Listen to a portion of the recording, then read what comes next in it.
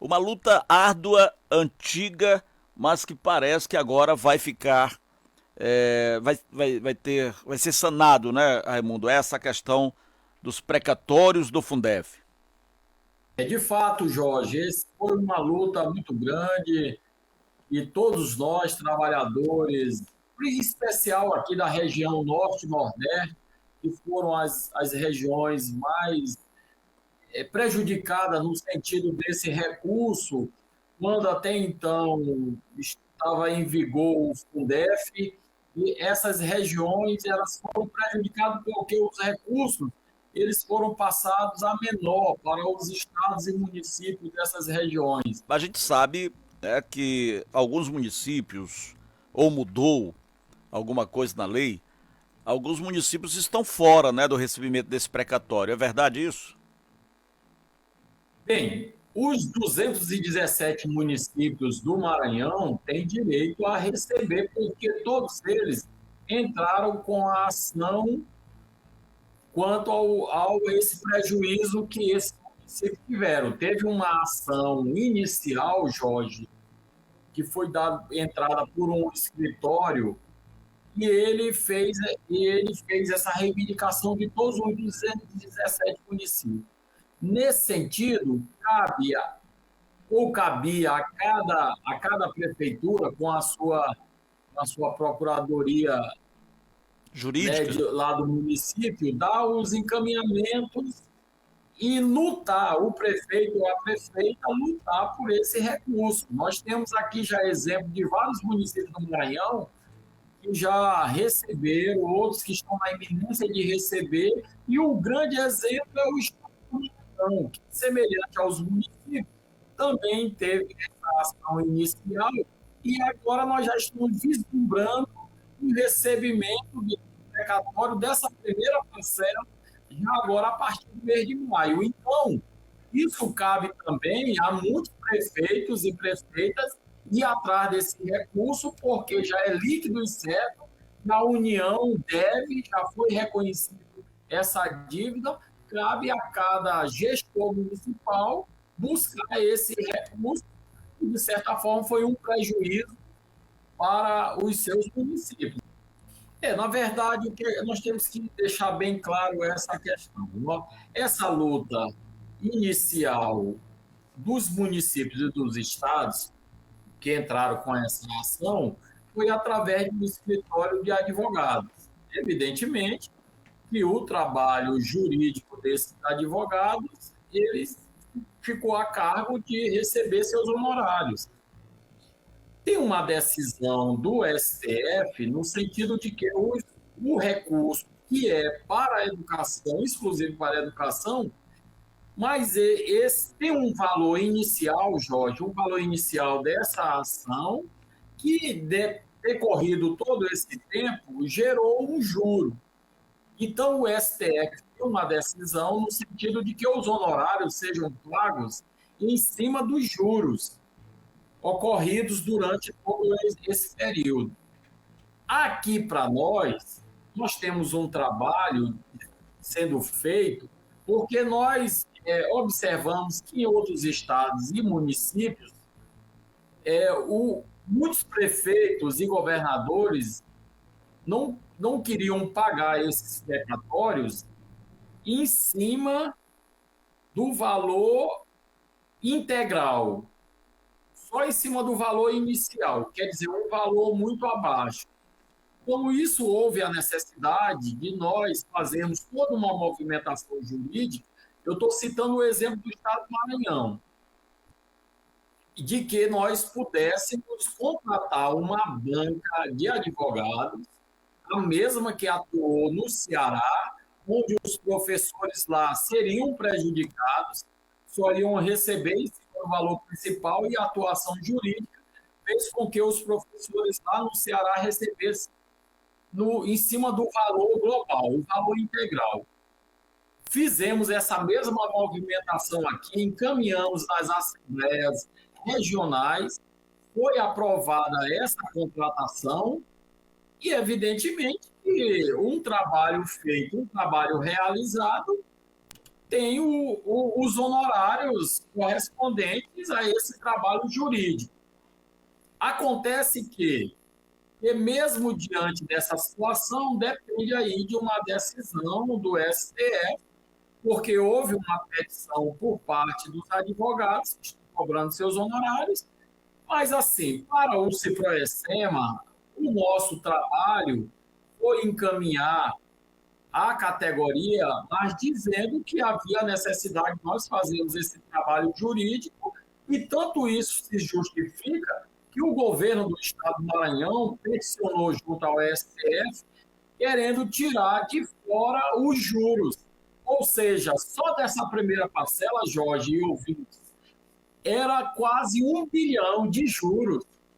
E nós conseguimos, com a atuação jurídica, fazer com que recurso viesse de forma integral, e hoje os professores do Maranhão vão receber em cima do valor integral. Tanto é que o valor dessa cota, Jorge, corresponde ao valor integral de R$ 261, e se nós não tivéssemos conquistado, conseguido via justiça, com a atuação jurídica, essa cota, que hoje é R$ 261, seria apenas em torno de R$ 100, ou seja, um prejuízo aí considerável que nós teríamos se não tivesse a atuação jurídica. Então, isso se justifica que, além de nós termos encaminhado nas assembleias com a aprovação da categoria, e lá na Assembleia ela é soberana, a contratação dos advogados, justifica, evidentemente, a cobrança dos honorários advocatícios que os mesmos advogados, que são trabalhadores, de certa forma, é justo receberem pelo seu trabalho realizado. O governo do Carlos Brandão divulgou no dia 16, salvo engano, foi dia 16, né, que a previsão para o pagamento da primeira parcela dos precatórios, né, do Fundef, que era o Fundo de Manutenção e Desenvolvimento do Ensino Fundamental e de Valorização do Magistério, não é? Provavelmente agora já para 7 de maio, né? No próximo mês. Segundo a publicação, sim, as consultas e contestações serão encerradas, foram encerradas no dia 17, para em seguida o calendário de pagamento será iniciado em 7 de maio para os servidores ativos, não é? Como fica a questão dos servidores inativos, Raimundo? Jorge, antes de todas essas informações, e você está correto quanto a essa informação, foi constituída uma comissão formada por 4 membros do SEMA e 4 membros da SEDUC, e lá nós fizemos todo o levantamento de quem tem direito a receber, ou seja, os professores que trabalharam de janeiro de 98 a dezembro de 2006. Ali nós temos que estão na ativa, os aposentados, os herdeiros e pensionistas e os que tiveram contrato nesse período. Feito todo esse levantamento pela comissão, nós realizamos o trabalho de divulgar através da plataforma, no primeiro momento, que foi do dia 29 de fevereiro a 24 de março, para que os colegas consultassem os seus dados pessoais, seus dados funcionais, e lá estava estabelecida a quantidade de meses que ele trabalhou durante esse período, que são as cotas, viu, Jorge e ouvintes? E, diante disso, todo o trabalho feito, a plataforma foi muito bem acessada, quem pôde fazer as contestações, porque teve alguns colegas professores que ficou algum período fora, mas ele teve a oportunidade de contestar, algum período ficou de fora, e esse período, evidentemente, foi acrescentado para ele ter a sua quantidade de cotas finais. Mediante a isso, o que o governador anunciou já foi a fonte, foi a comissão, em que nós estabelecemos um calendário, um cronograma, onde a plataforma vai ser disponibilizada para o segundo momento, que é só para os colegas reconfirmarem a sua quantidade de cotas e o valor que ele vai receber, porque nós já temos o valor unitário de cada cota, que é R$ 261,74. Então, é só o colega multiplicar a sua quantidade de cotas por esse valor unitário, ele vai ter o valor que vai estar depositado na conta dele a partir do dia 7 de maio. Ou seja, 7 de maio para os colegas que estão na ativa. sim. Dia 9 de maio, os aposentados. E respondendo a sua pergunta, a partir do dia 13, vai ser para aqueles que tiveram contratos durante esse período, os herdeiros e os pensionistas. Por que a partir do dia 13? Porque, como a questão dos herdeiros, Jorge, por exemplo, o, o ente, o parente ali, a esposa, a viúva, o esposo, viúvo, mas tem 2, 3 filhos. Então, tem que ser feito uma ação jurídica para que ele receba por alvará de recebimento. O juiz vai ter que deferir aquela ação e, à medida que esses casos forem sendo apresentados à comissão, vai se pagando. Por isso que é a partir do dia 13 de maio. Então, uma pessoa que tem direito de receber essa parcela do precatório, por exemplo, vai multiplicar essas cotas pela quantidade de anos trabalhado, é isso? Não é isso. É a quantidade de cotas que são meses. Vamos supor aqui um exemplo. Sim. O professor que trabalhou de 98 a 2006, ele trabalhou 9 anos. Certo. Isso dá um total de 108 meses. Esses 108 meses são as 108 cotas. Então, você pega essas 108 cotas, multiplica por R$ 261,74, vai dar em torno de um pouco mais de 28 mil. Esse é o valor que esse professor vai receber como forma de abono, sem desconto nenhum, lá na sua conta, a partir, se ele estiver na ativa, dia 7. Se ele for aposentado, dia 9. E se ele for herdeiro ou se for contratado, ele foi contratado nesse período a partir do dia 13. É bom a gente sempre explicar isso, né? Porque quando se fala dessas questões de parcelamentos, percentuais, essas contas, que eu acho que vocês tiveram que fritar o cérebro, né, para chegar a essas conclusões, que não é muito fácil, que é uma, como eu falei, uma briga, uma luta muito antiga. Alguns municípios estavam se recusando a pagar, e governos, enfim, isso mobilizou toda a categoria. Agora, essa informação de que o Estado, né, o valor referente à primeira parcela do Fundef, já foi depositado na conta do Estado o valor de 1.050.659.600. Só os 60%. Só os 60%. A parte Isso. que cabe ao professor. Mas tem mais 700 milhões que é do Estado para investir na educação. Certo. E a expectativa é de que o Estado do Maranhão receba 4 bilhões de reais, sendo 60% desse valor, pago em 3 Para ser mais parcelas. exato, 4,400 milhões. 4,400 milhões.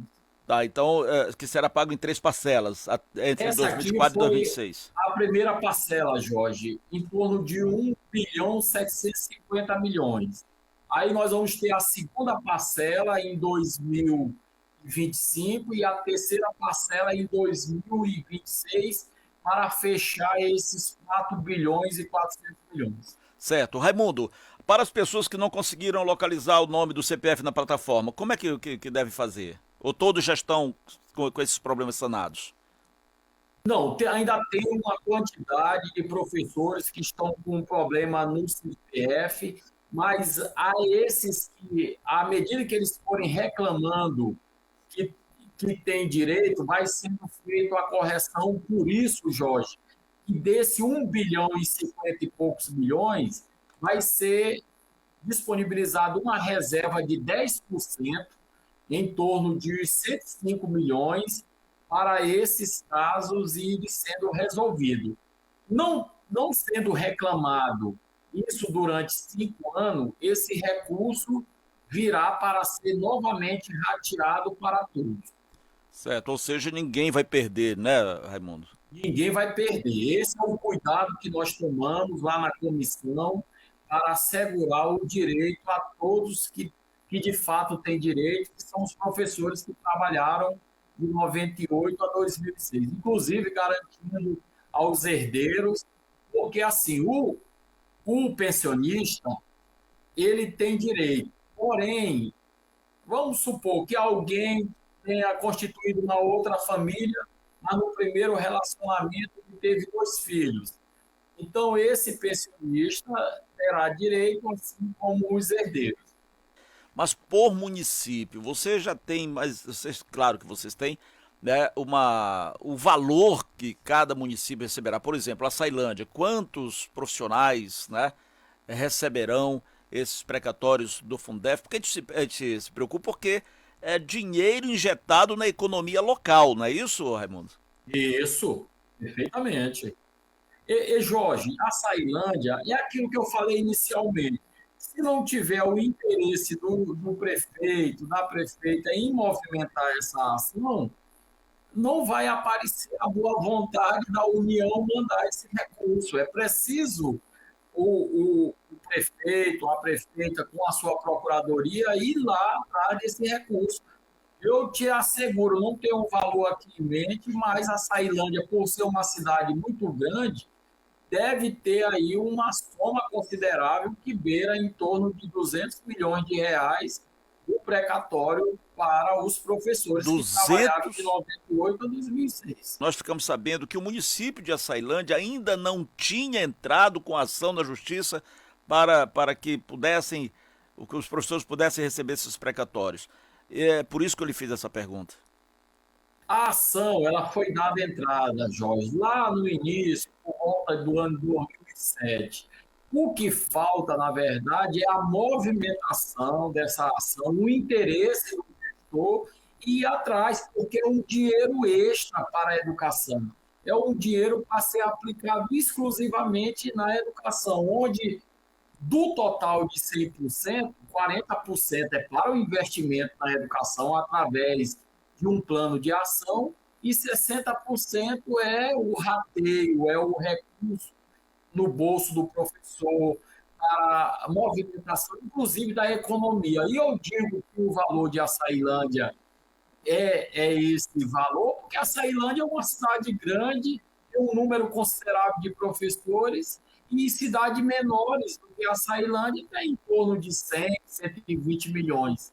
Então, para você ver que é um dinheiro extra para a educação, e isso, de qualquer forma, uma política necessária, básica, que é a educação pública de qualidade, cabe a responsabilidade do gestor ir atrás desse recurso, para não ficar esperando só o do Fundeb, e tendo um Exatamente. recurso extra para investir maciçamente na infraestrutura, na melhoria do ensino-aprendizagem e, por cima, fazer um reconhecimento àqueles que, de certa forma, também foram prejudicados, são os professores.